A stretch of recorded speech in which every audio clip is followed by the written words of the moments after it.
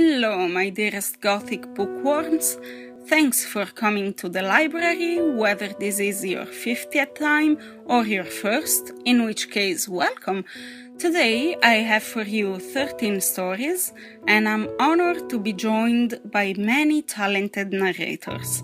They are all really amazing, so I hope you'll enjoy this video and make sure to check out everyone's channel. The links are all down below in the description. Some you probably already know, some have just started, and I really want as many people as possible to know about all of them because there's a lot of talent here and they deserve to see their channels grow. So after you watch this video, go drop some love and subscriptions. To all my amazing guests, thank you so much for joining me. I'm delighted to be in such good company. And without further ado, let's begin.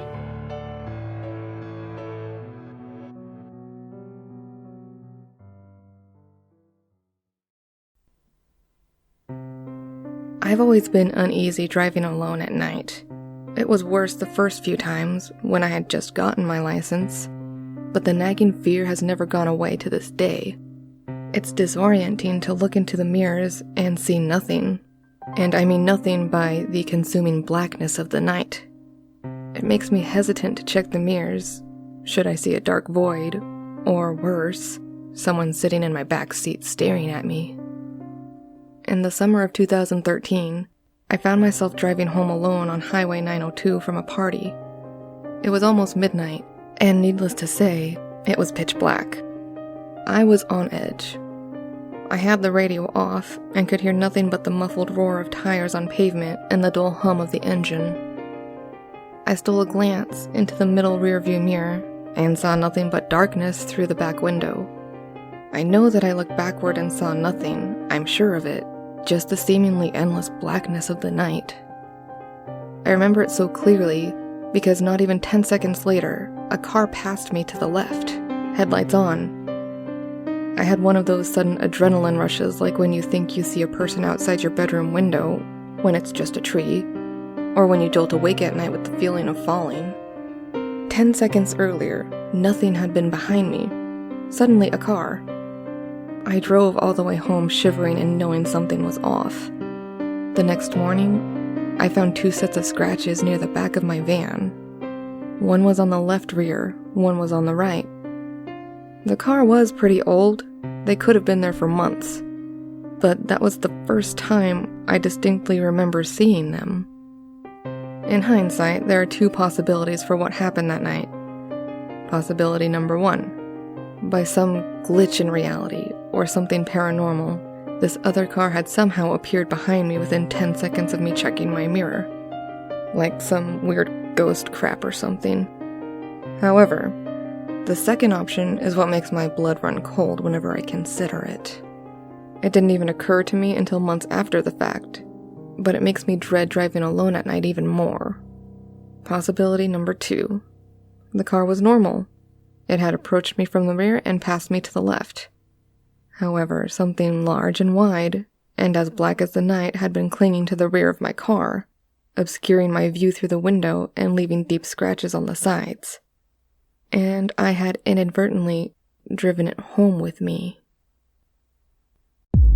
My mother used to tell me during my lonely teenage years that I was the kind of guy who would be easy to fall in love with. I was funny. I had a charming personality. You know, the typical primetime sitcom parental words of comfort to the obnoxious adolescent who embarrasses themselves upon every effort made to fit in. Only this one was fat. Yep, about 250. As well as white, with glasses, into anime, video games, and Magic the Gathering. Of course, now such people are popular thanks to YouTube's reign on humanity's spare time. Guilty. But this was about 2007, and I had not the means of shaming myself any further. During this time, though, I was getting fairly depressed about the way I was, seeing the looks to my chest region I'd get from others in the hall at passing, the joys of man boobs. Hearing the comments about our double-headed giant matches my friends, yes, I said friends, and I would have on the bus ride to technical school, or simply getting the back of my chair kicked by some jerk who would grow up to be someone who would work on a scoreboard for a big-time college football team, whose name I can't remember for never being at all interested in sports. Anyway, at the time, life sucked. At least until breakfast, lunch, and dinner. Fat boys gotta eat. But it was in summer when the question popped into my head, and its first appearance was made after I was lucky enough to have a conversation with Brittany Oliver. Somehow, we bumped into each other in between classes, and I just so happened to notice she was crying. Now, I won't waste your time with explanations that will cause you to lose interest in the story I tell due to boredom if you have actually made it this far by now. But Brittany Oliver was gorgeous. Her black hair reached to the bottom of her neck and curved around the sides of her head, which showcased her face like a portrait. Her skin was light and creamy, her body slender and feminine. But the most enhancing feature that always devastated me was her almost sterling silver eyes. Many times I had been enslaved by said eyes, whether locking together briefly, more like the length of a gnat's fart, or some rare blessings of moments when they would look into me a little longer. There was always an angelic smile that would form. Now those eyes that melted the hearts of even the most stoic and dashing of guys which our school had to offer, practically killing losers like me, seemed to be melting themselves. "I'm so sorry," I exclaimed after ramming her against the wall with my large, hairy, freckled butt. She looked up to me as if I had, instead, pulled her to safety before falling off a bridge. Those wide silver pools were overflowing, and immediately I panicked. My butt was huge, her body was small. "Did I hurt you, Brittany? I'm so sorry, I didn't mean to. I was just stupid. I wasn't watching where I was going. Are you okay? You can imagine Chris Farley failing at an interview. That's how bad it was. "No," she cried sweetly. "You didn't hurt me at all. I wasn't watching where I was going." She began to wipe her tears, but more came. I didn't know what to do. Here was this angel weeping before me that God had spent so many eons creating just so man could witness his merciful beauty and terrible cruelty to those who had hurt such a creature. "Brittany," I muttered, "is there anything I can do? I don't like seeing you this way." What happened next is what placed the question gently into my brain. Brittany wrapped her arms around me and sobbed into my left shoulder. There was some commotion going on down the hall, sounding like a fight, so most everyone kept their attention towards the event. I was glad for this, because one, it would be completely embarrassing to Brittany for anyone to see her with me, and two, I just stood there until she finally spoke. Her chin rubbed along my collarbone, with her soothing words seeping into my left ear. "You're the sweetest person I've ever known. Don't ever change." She raised up, separating us, and wiped her face. She shyly looked away from me because her makeup was running, but the eyes returned again to mine, along with a smile that was the embodiment of man's goal for here on earth. "Don't." Then she was gone. I remained where I was until autopilot finally kicked in, and I went about my life as it was before. Only, as I walked to class, I could feel the cold air touching the moisture on my shoulder from where she had buried her face. Sometimes, even guys like me can get a drop of water in this hell called life. It was 2 weeks later when Lance had his birthday party at his garage. I say garage because that is where he and his parents lived at the time. Their house was demolished and was in the process of being rebuilt. Until it was finished, they made their large apartment-sized garage their home, rooms and all, and it was very cool. In what was the living room, we played PS2, watched horror movies and whatnot, until about 12 o'clock. Yes, it was a sleepover, don't judge me. When out it came, a Ouija board. One of those you would probably buy at Walmart. Here we were, a group of preteens just doing harmless little shenanigans when suddenly we decided to chat around with Beelzebub. I rose up and left the room, hearing the guys behind me jeering. I didn't care what they thought. I had been taught against such things. My dad warned me that people seeking things will find it, good or bad. And I had heard nothing but the bad concerning Ouija boards. So instead, I went to reading one of the Dark Tower novels by Stephen King. Great series. Don't tell my dad. At first, all was quiet, save a few mumbles in the next room. Then the guys got louder and more anxious. Suddenly, Ryan came through the door, wild-eyed, saying, "You gotta get in here, man! This is awesome!" I stayed staring at my book. "No thanks," I replied. He left, only to return in a few moments. "Dude, Lance just asked if his parents are going to take him to Six Flags, and it said yes. Also, it said that Leanne Woodthrope has a crush on him." He ran off again. It was nice of them to want me to join in their group of devil worshippers, but the book was getting really good. Speaking demons, the Kaheen, the number 19, slow mutants. I mean, you can have your demonic stuff, but yeah, I was being a little hypocritical. Just because I am a Christian doesn't mean I don't like the bizarre and fictitious worlds written down by men of genius. But to be in contact with the real thing? No thank you. That was until Ryan came back in for the final time. "It's talking about you." "What?" "It's saying it wants to talk to you." "I don't believe you. It says you have a question for it." My breath froze. Surely he was pulling my leg. "Dude, leave me alone." Lance just stood in silence until I finally looked up at him. His countenance was grim. "What does 1IS mean?" I ran it around in my head for a minute, then shrugged. After that, he walked away. A half hour went by, and apparently nothing happened because they all started going to bed. Once I knew everyone was asleep, I got up and went looking for the board. Ryan had it hidden in a book bag under the coffee table, placed in the room's center. Quietly, I took it out of the bag and unboxed it in Ryan's room, which I rudely claimed as my sleeping quarters, but I guess the birthday boy was too sleepy to make protest, making floor and blanket his new bed. I placed the board on the bed, then the cruiser searcher letter thing on its surface. There was nothing special or ominous about it. Just cardboard and letters. In fact, I was more distracted by the Star Wars comforter, Han and Chewie pointing their weapons at whatever the dark side threw at them. Speaking of dark side, what was I doing? I was messing with the Ouija board, of course, as Captain Obvious would say if he were standing beside me. But why? Did I really want to speak with the spirit that answered my question? Yes. I knew Lance was telling the truth, and I only shrugged so I wouldn't have to respond verbally. And 1IS was definitely the answer to my question. Something in the nether realm knew my mind, knew my sadness, and wanted to console me. Well, there I was before it. "You wanted to talk with me?" I asked, still standing away from the board. The cruiser moved to yes on its own, with hard, forceful speed. I wanted to run out the door, screaming all the names of the archangels, but it was dark outside, and I only know 2 of their names. Michael and Gabriel, I think, or was it Raziel? Anyway, moments passed, and there was no more movement. I stepped closer, getting a little braver. Then the thing started moving again. I backed away, but kept watching its dance. Y-O-U. U.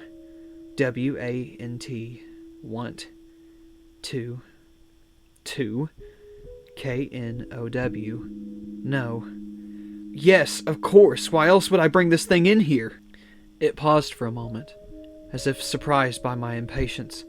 Then it moved again, and I spelled out each word aloud, 'cause that's how my brain works, especially now. Question. Can someone ever be... Stop! I yelled, loud enough for someone to hear, but somehow no one did. I'm done with this. I stepped forward and went to snatch the board, but before I could, it spelled out 3 letters. I stopped. Tears began to fill my eyes. I know that I was only 15 at the time, and that emotions can really get the best of you at such an age, but my heart had been broken ever since Brittany Oliver cried in my arms. I discovered the next day that her boyfriend had cheated on her, and that the fight which distracted everyone was between he and the lover of the girl that he cheated with. And of course, to cement the fact that I never had a chance, she returned to him shortly after. Don't ever change. Don't, she told me. You're the sweetest person I've ever known. Apparently not sweet enough. Girls. Good grief, as Charlie Brown would say. Why do they do the things that they do? Why do they believe they can be friends with guys like me and us not fall in love? What was wrong with me? Why not me? I wouldn't cheat. I wouldn't make her cry. Not intentionally, anyway. So why not me? Is there a chance that someone could ever fall in love with me?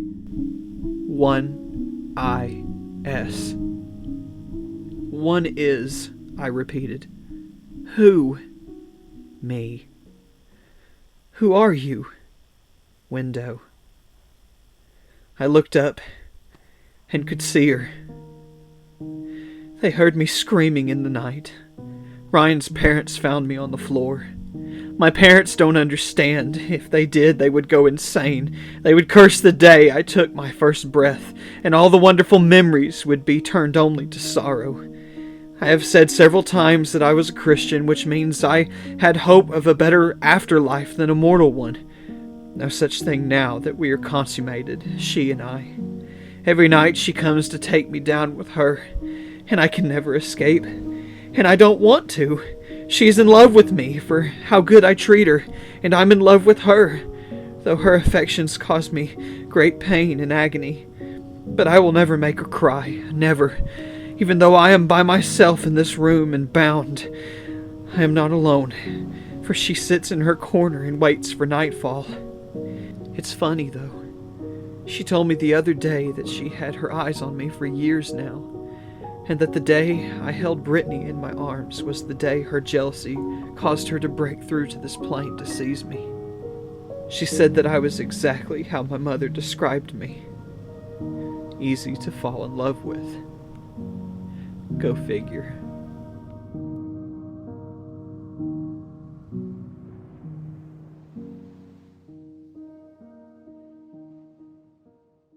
"10 seconds. The man gestures to the clock resting on the stool in front of you.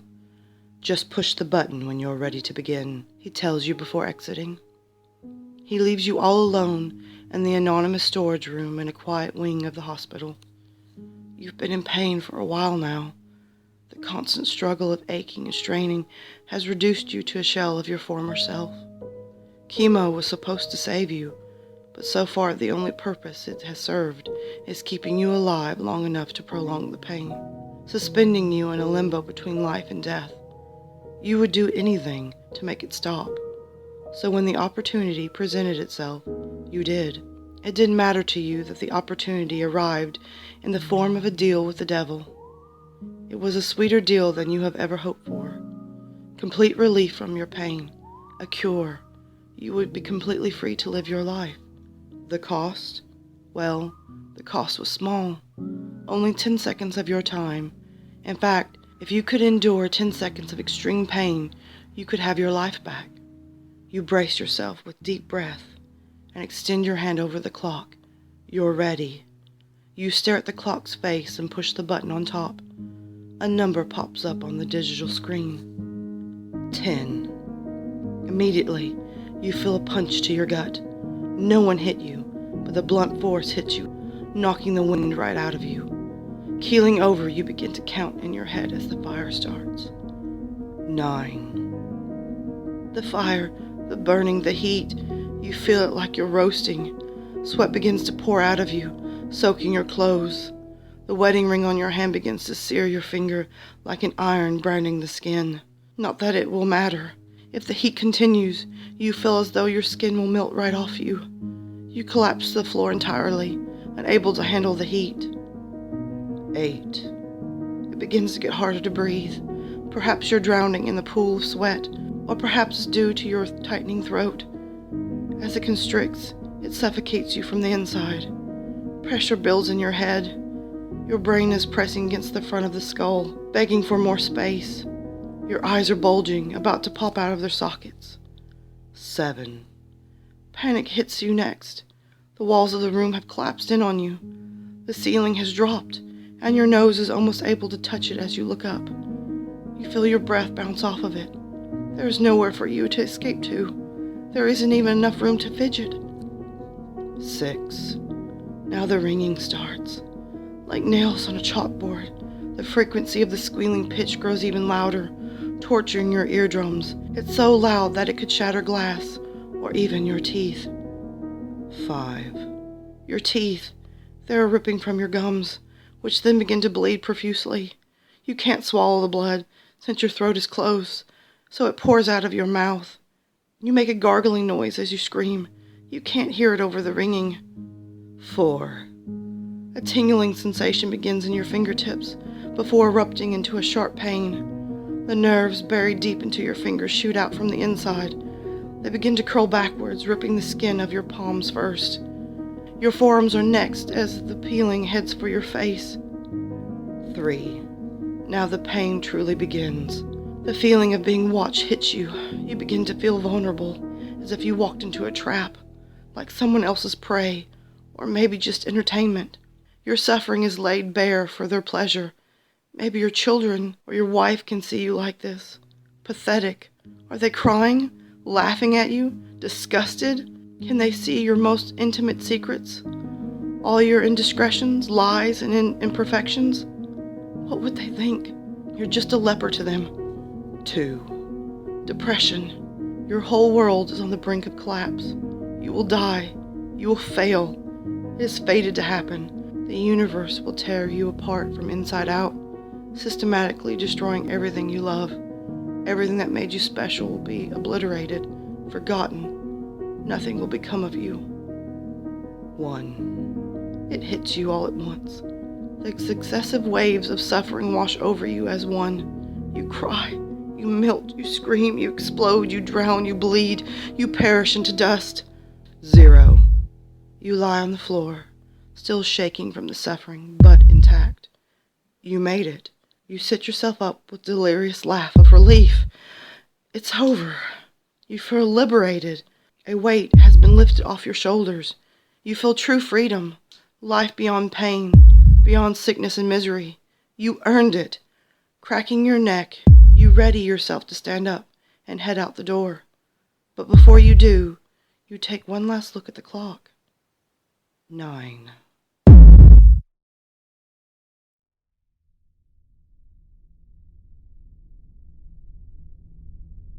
I grew up in a small town in New Jersey and attended the local public high school. It was senior year, and my friend Jack was in charge of setting up chairs for an assembly later that day. I got roped into helping him, but it wasn't too bad because I got to skip my 5th period math class. We eventually ran out of chairs, and one of the janitors gave us a big ring of keys and told us to get the rest out of the basement.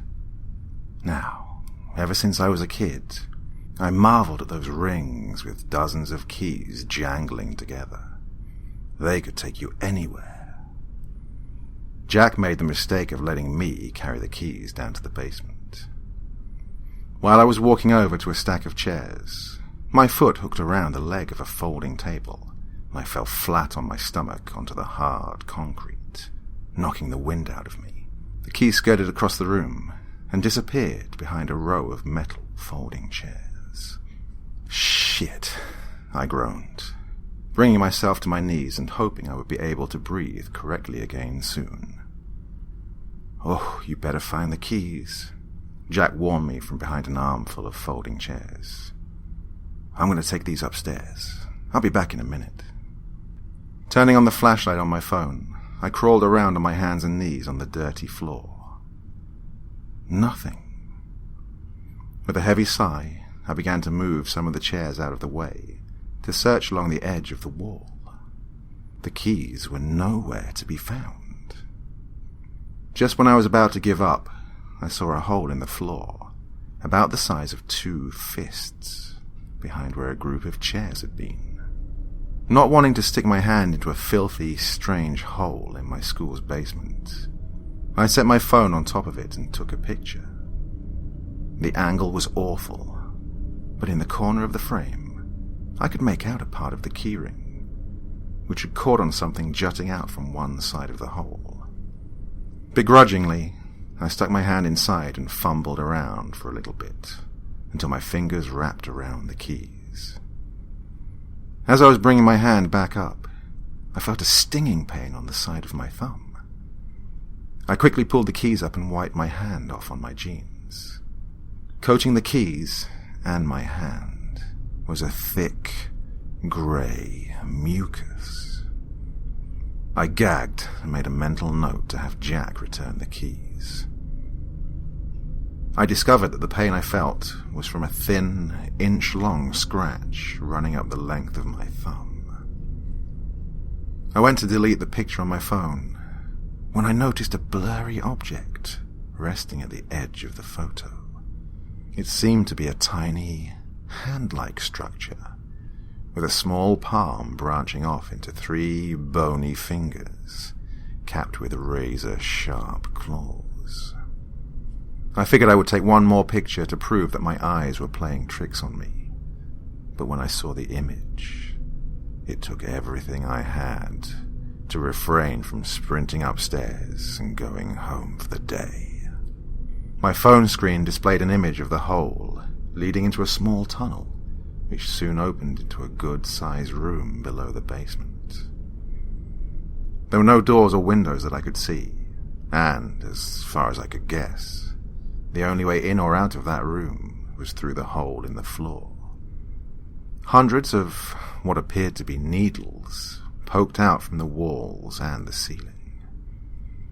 A few reached up into the hole, which is how I must have cut my hand. Just as I was beginning to think of a place I could go to get about 6 tetanus shots, I noticed that the large mass on the floor, covered with that grey slime, was actually composed of hundreds, maybe thousands, of tiny creatures. They were the same colour as the grey mucus and had 2 stubby arms and 3 spindly legs that looked more like tendrils. Each one had a wide mouth full of rows of teeth that bore an unsettling resemblance to the needles coming out of the walls. I showed Jack when he came back down, and we grabbed more chairs than was safe to carry up a flight of stairs and hauled ass out of that basement. We showed our friends the picture, which was then circulated throughout most of the school, and rumours about the room beneath the basement ran wild in the halls. For weeks I was plagued with recurring nightmares about the hole in the floor. It was always the same. I would find myself in that room of the basement, having lost the keys. It played out almost exactly the same as it did in real life, except when I reached into the hole for the keyring, my hand was yanked inside. I was laying on the concrete, shoulder deep into the room beneath the basement, screaming as millions of needle teeth gnashed the flesh on my arm, ripping muscle and skin roughly from the bone. The nightmare was horrifying, but on the nights when it seemed the most real, I often awoke to find small needle marks on my body. I had this dream for months, and it was really starting to get to me. I began to see more holes in various places in the school. The needles in these reached almost to the mouth of the opening, and I didn't need to look inside to know I would find another sea of those writhing monsters within. Graduation couldn't come fast enough. While I was packing for college, I found one of those holes in the wall of my closet. I covered it with a whole roll of duct tape and nailed a piece of plywood over it for good measure. I went to college in St. Louis, and moving halfway across the country helped a lot to put my mind at ease. When I visited home during Christmas break my freshman year, the hole in my closet had been plastered shut and painted over, leading me to believe it was just a normal hole my frightened mind had convinced me was something more. I live in St. Louis now, and have been adjusting to life in the real world pretty well. I just got a job I really enjoy, and seem to be succeeding at, and I'm planning on proposing to my girlfriend soon. I had chalked up the holes to stress and paranoia. I've had several new phones since then, and I haven't been able to find that picture again. Maybe my mind had exaggerated the whole thing. I was comfortable believing that the whole ordeal could be explained by nightmares and anxiety. But when I was walking downtown today, I passed through an alley on my way home from a restaurant. There was something peeking out from behind a dumpster. It was a hole, leaking grey mucus, big enough for me to crawl into. The hole, on the side of an abandoned building in the older part of the city, went down into the ground. Long, shiny needles peeked out from inside and shone in the moonlight. I sprinted all the way home. Leaning on the wall to catch my breath, I felt something sharp poke me in the back. To my horror, I found a small hole beginning to form on the wall of my kitchen.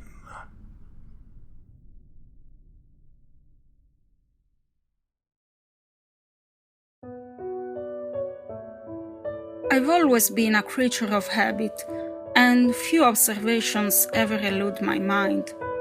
That's why I can recall any event down to the smallest insignificant detail, but recently my memories haven't matched up with reality. On any given weekday, I'll return from work. My keys will be in my left inner coat pocket. I'll open the door, retrieve the mail from the assortment of mailboxes on the left side of the entrance. My apartment number is 7, just like the mailbox. Following this, I'll travel up the stairs to the first floor, 11 steps. I always start with my left and end with my left. At least I thought so, because a few days ago I tripped. Not because I'm clumsy, but because on that day I ended the staircase with my right foot. Of course, I doubted myself, but it was enough to recheck the amount of steps in the staircase, and sure enough, one was missing. At this point, I could have talked to my neighbors, but they weren't the detail-oriented kind, so I let it slide. It was a minor change, one I quickly adapted to. At least until I lost my wristwatch. The prior night, I put it on my nightstand, and the following morning, it was simply gone. It wasn't impossible that I misplaced it, but I had a firm memory of placing it on the nightstand. Everything escalated today. I woke up, took a shower, shaved, brushed my teeth, cut my nails on all 9 fingers. 9 fingers. One of them had disappeared, with no trace, just healthy skin covering the barren knuckle. Not knowing who to call, I turned to my mother. My voice trembled as I explained what had happened. She went quiet for a few seconds before responding with worry in her words. She told me I was born with only 9 fingers. I hung up. It was dark. I sat down trying to remember. Had I simply forgotten? Was there something wrong with my mind? Only after minutes did I realize I was sitting in the dark, but it was daytime. My apartment didn't have windows anymore. Panic set in. This wasn't in my head. They don't even make windowless apartments. I tried to escape, but there was no door to flee through. I was trapped in a nicely decorated brick box that was my apartment. I called the police. They claimed my address didn't exist. After they hung up, I would have called someone else if my telephone wasn't already gone. My computer is all that exists, and I am trying to write this story with the stamps that were once my hands. Only one middle finger left, a perfect fuck you to myself. I'll have to post while my computer still exists, but think about this. Have you lost anything recently? Such as your favorite mug, maybe a blue pen? Something that just disappeared without a trace. That's how it started for me too.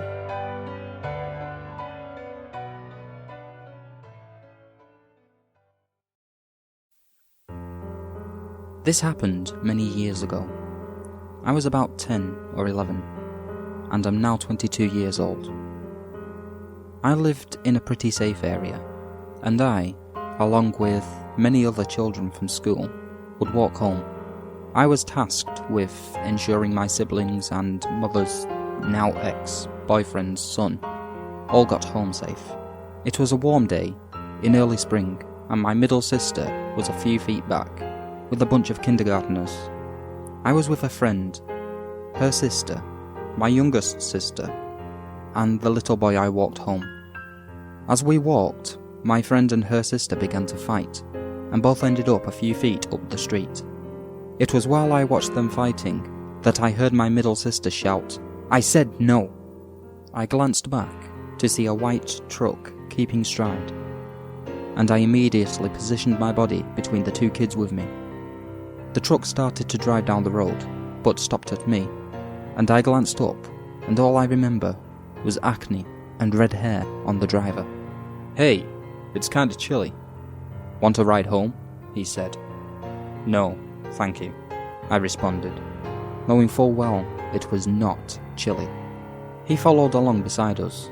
He and his friend continued pursuing us, while I shielded my sister and almost stepbrother from them. Finally, they gave up and sped forward suddenly, just to stop at my friend. Luckily, at that moment, a car started to turn the corner towards us. These guys were on the wrong side of the road and left in a hurry. The person in the car was my friend's mum, on her way from a meeting with a teacher, and we all ran to her crying. She instructed me to get the kindergarteners home and called the cops. I walked every single child home, and then my siblings and I booked it for the next 2 blocks to my would-be stepbrother's house. We told his mum, and she tried calling my mum to get us. Due to no answer, she stood outside and watched us walk home to make sure we got there. We lived a block away. Once I was home, I lost it. My mum also called the cops upon hearing the story, and my youngest sister, who did not understand sexual behaviour or any of that, said, "Mum, they wanted Sarah. They kept staring at those." She pointed at my barely formed breasts. I later learned they had been seen scouting around the school, and luckily, because of their obvious vehicle. To this day, I remember tiny white pickup with skull stickers on the back window. They were found. I'm not sure what came of it all, because my mum won't talk about it. However, it was one of the freakier things to happen to me. So, creepy pedo truck clowns, let's never meet again. Even if I am too old for your tastes now.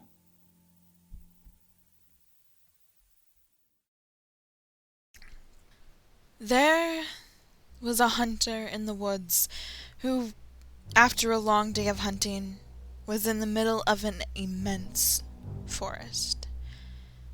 It was getting dark, and having lost his bearings, he decided to head in one direction until he was clear of the increasingly oppressive foliage.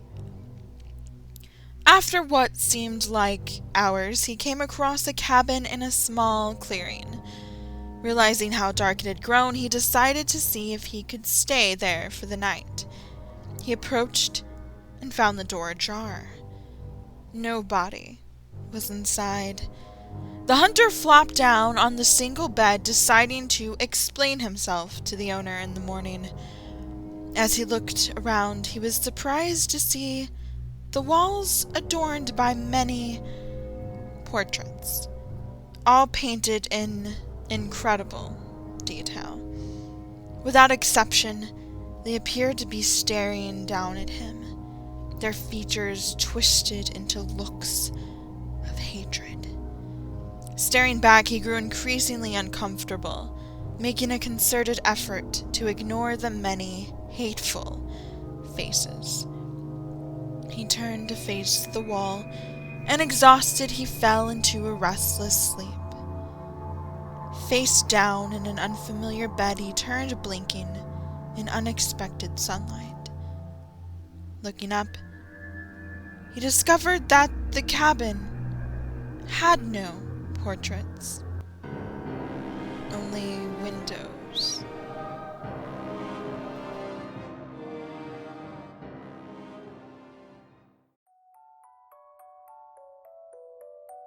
When I was a child, my father owned a janitorial company that worked almost every night at our local showbiz pizza place.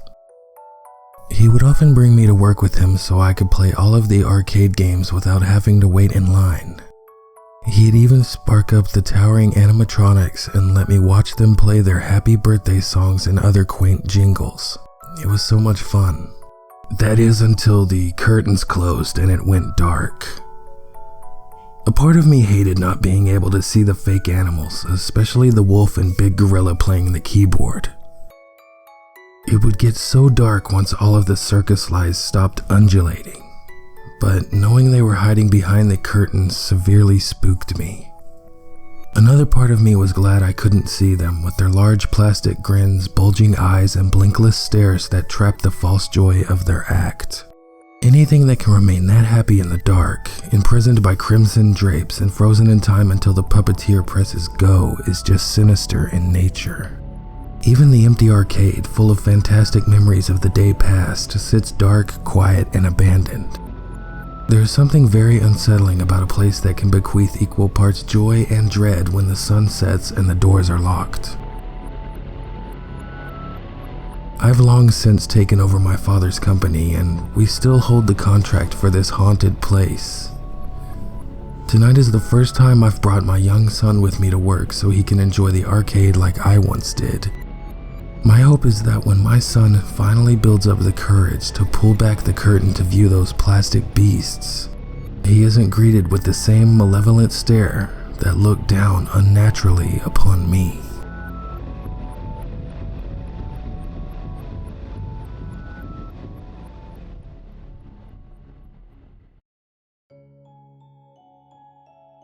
Do you see it?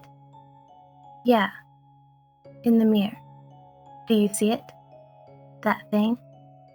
Every time you stare at the mirror, it's staring right back at you. You? Well, of course it's you. Can you see it in your own eyes? Do you not recognize yourself? You can't. Maybe you don't truly know yourself. Come on, take a better look. Yeah. That's it. You see it? The insanity? You can see it smiling at you, right? I can. It's even worse when there isn't proper lighting. It's just standing there, just like me, but with a twisted grin, and a maniacal look in its eyes. Most people can't see it, but it's there. Oh, it's there, alright. Waiting for you to break at some point or another, and let it out of its cage in your mind. It's always smiling, that ear-to-ear grin that could scare anyone, no matter how intimidating they are. Some people don't even acknowledge its presence. Others are aware of it. Others even let it loose on the world to wreak havoc and chaos. A human being at its most raw. A human being without its mask. It's frightening to think such a monster lives inside each and every one of us, isn't it? You know what's the worst part? You can almost never tell who lets it loose. It could be that guy behind the counter at your local supermarket. It could be that stranger you just apologized for bumping into. It could even be that nice old lady that lives in your building, that takes her dog for a walk every morning. Frightening, isn't it? Really makes you think twice about saying hi to that guy or girl you were going to meet for dinner tonight, huh? You probably don't care. But remember, he's always smiling. Always waiting in its presence. Just don't let it out. You'll regret it.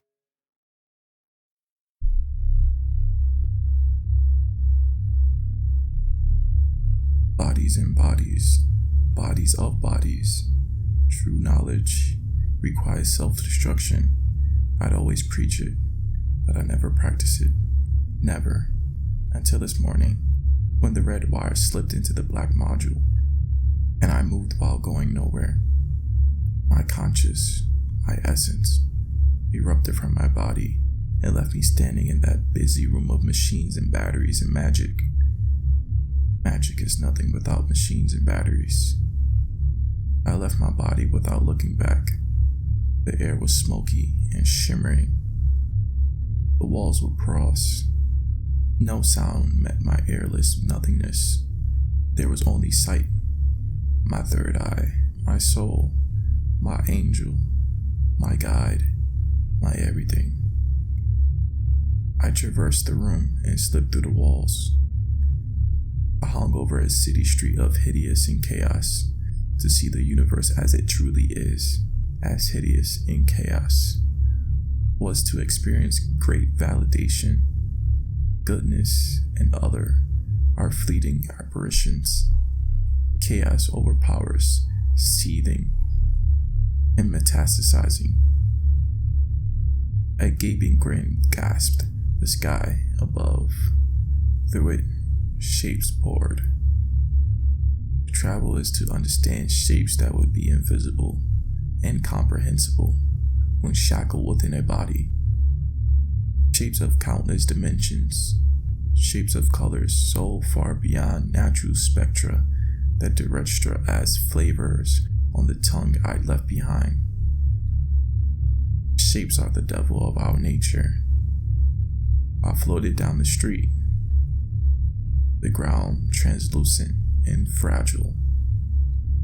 Shapes twisted, withered through the foundations and pores, paying no mind to the matter I once believed to be solid. I followed one, a pinch, a phantasm of impossible proportions into my house. Inside, my wife sat reading her book. She saw nothing of me. She saw nothing of the shape. A smile of contentment rested on her face as she studied the words on the pages before her. The shape probed her, shifted in her chair as if suddenly uncomfortable. The probing ceased. The shape left her. In its place were 3 infinitesimal spots on her right ovary. I traveled forward into her. The spots began a slow, explorable. Chaos overpowers. I left her in the room and returned to the streets. Shapes swirled in and out of buildings and homes and people. I rose up all over it until the city sprawled beneath me like a mirage. The pores of the universe contracted and drooled and gapped as the world I knew continued around it, all with contented obliviousness. The area near the hospital was packed with ghostly, indescribable things. I traveled towards it, watched as the shapes poured in and out, down and through, up and around.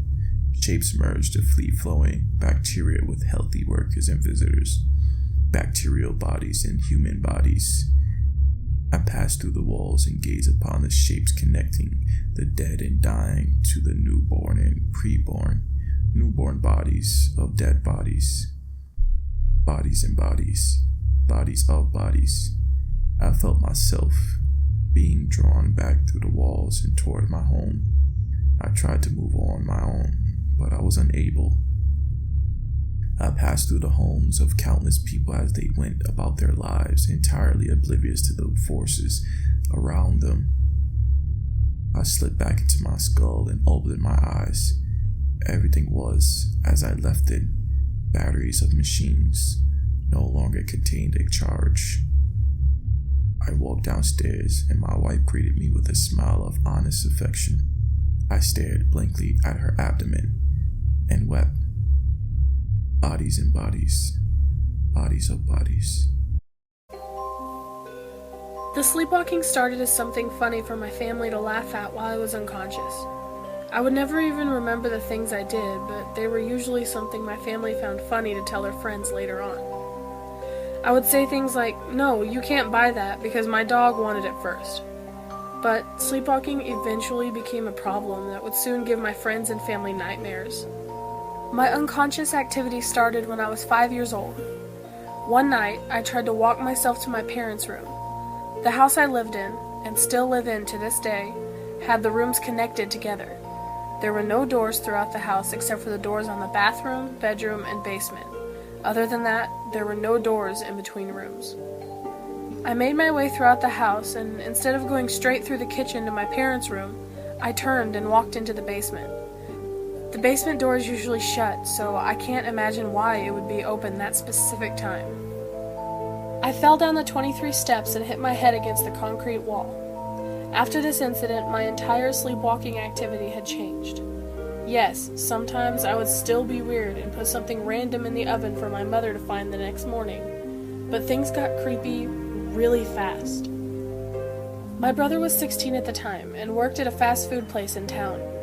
I would sleep on the couch and wait for him to get home so he could carry me up to my room. I was asleep on the couch like always when he got home, and he bent down to pick me up. When he scooped his arms under me, I opened one eye and said, "I'm going to chop off your hands." He pulled away and just left me there for the night. Early the next morning, he asked me what was wrong and if I remembered anything that took place the previous night. I shook my head no, and he went on to explain what I did. "You sat in the doorway of my room and just stared at me. All I could see was your silhouette. You stood there for about 15 minutes before you walked away. I tried asking you if you were okay, but you just laughed every so often and continued to stare me down." I got older and the weird sleepwalking activity gradually decreased with time, until one night when I was 15 years old, 10 years after the previous incident. I was at a friend's house and we were camping out in the living room because her room was the size of a tiny walk-in closet and I had claustrophobia. My friend woke up and saw me standing on the back part of her couch. I was staring intently at the back door that she kept unlocked. She said I had this worried look on my face, like I was staring at the face of the devil. She asked me what the problem was, and I pointed at the door. "Someone bad is coming." This caused her to freak out, and she stood up, slowly walking towards the door I was still pointing at. She locked the door quickly and turned to face me. I sat back down on the couch and said with a quiet voice, "They saw you. They're gone now." Morning came, and my friend asked if she could take me to see the priest. I laughed it off and declined her offer. I'm now 18. This happened 3 years ago. Even now, she keeps her doors locked at all times. Have you ever heard stories from the Bible and wondered, if our God is so loving and so forgiving, why, throughout history, has he been so vengeful? Why did he wipe out almost all of life on Earth with the flood? Why did he plague the ancient Egyptians time and time again? And why does he still, to this day, allow war and suffering on Earth? Well, I have. Have you ever wondered why there is a book, the book, that basically tells us how we must live our lives in order to go to heaven when we die? We must abide by 10 commandments or suffer an eternity of pain. But God will forgive our sins. This book is full of contradictions and stories about how our all-forgiving, all-loving God murders, tortures, and abuses his power. Let me ask you, is this a being you wish to worship? Is this a being whose house you wish to move into for all eternity? Have you ever heard of the Satanic Bible? Do you know the 11 Satanic Commandments? Allow me to enlighten you. Number 10. Do not kill non-human animals unless you are attacked or for your food. Number 6. Do not take that which does not belong to you unless it is a burden to the other person, and they cry out to be relieved. Number 5. Do not make sexual advances unless you are given the mating signal. These are just the rules in which to live by. And what of Satan himself? Why, in the same Bible that you worship, did he ever harm a living soul? In fact, when he was in the desert with Jesus, he was actually looking out for him. Basically saying, 40 days and nights without food? You need to eat something, or you'll die. Jesus was willing to die for his God. and God was willing to let him. Satan has never killed. Satan has never brought harm to anyone. Satan has only ever looked out for people. In the Garden of Eden, both Adam and Eve were left naked for a perverted God to see. They knew nothing other than what God wanted them to, and were asked not to eat from the tree of life.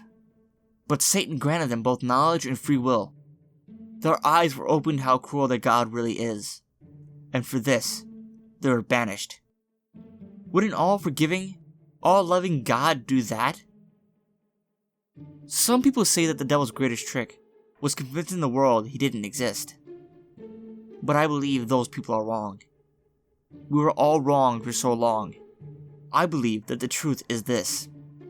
The devil's greatest trick wasn't convincing the world he didn't exist, but convincing the world that he is God.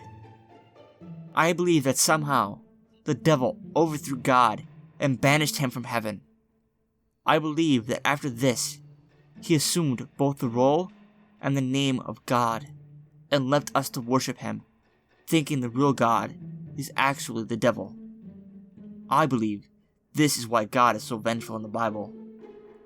I believe this is why God sends down plagues. I believe this is why God has killed, yet the devil has not. I believe they swap places, and we just don't know it. And I believe when we pray to our God to join him in heaven, our prayers are answered, but we don't go where we expect.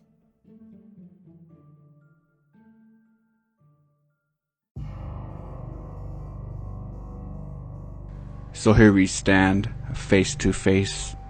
I've been waiting for this ever since the day you came into this world. I've watched you grow. I've seen everything. There was a time, as I recall, where you deliberately shot a bird with a toy gun.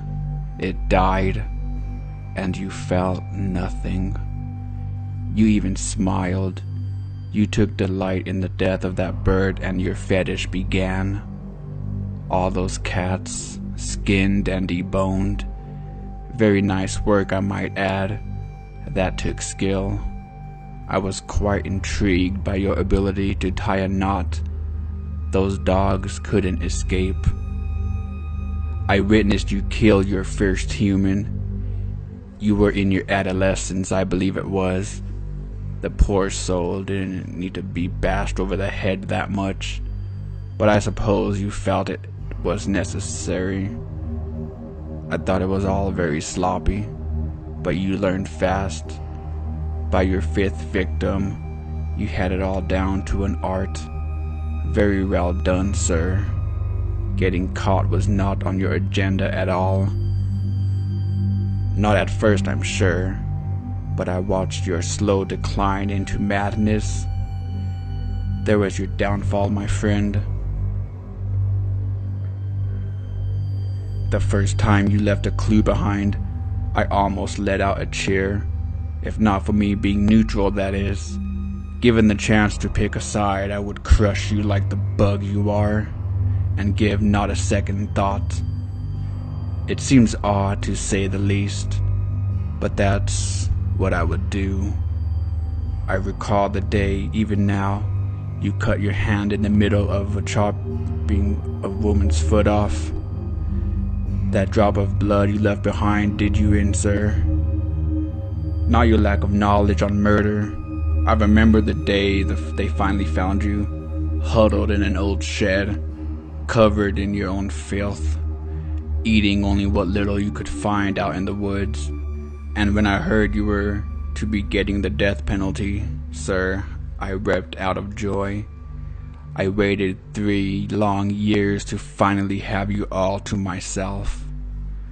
3 years watching you take beatings. 3 agonizing years waiting while you went in and out of the hole.